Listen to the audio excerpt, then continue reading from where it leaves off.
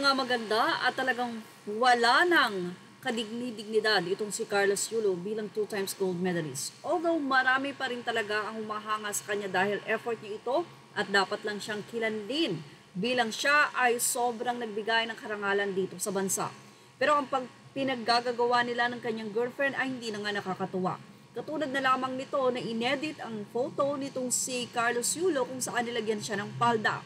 Ito ay isang hindi magandang biro, lalong-lalo na nga sa nasabi nga pong 2 times gold medalist na ginagawa ka ng katatawanan imbis na ikaw ay nirerespeto.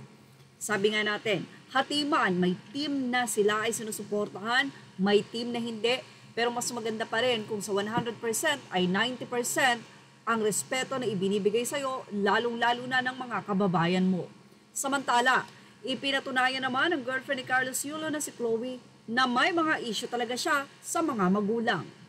Sa naging mensahe ng isang netizen, nakiusap ito kay Chloe. Ayon ng isang netizen, I appreciate your personality and talent, but this one sounds too disturbing to the young ones, especially to the boys. This is posted in public where all ages of people can see. Bakat yung utong is not appropriate to show it in public. If you are portraying as a role model by linking as partner of Olympic medalist Carlos Yulo, preserve the essence of being a Filipina and not the Australian. Labas mga woman empowered defender dyan. Narito naman ang naging buwelta nitong si Chloe sa netizen. Aniya, isn't it parents' responsibility to guide their children to not think maliciously of others? It's so easy to blame and point fingers of women who dress in what they want and comfortable with, and yet so hard to address the real issue, which is boys, not real men, being a whole-ass pervert.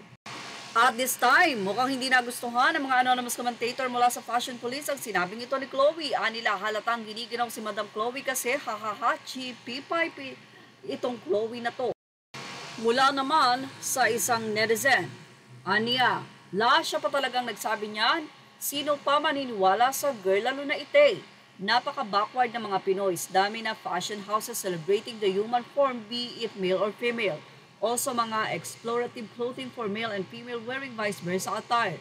Ang masama pa, itong mga hoylet daw mahilig magbabad sa social media.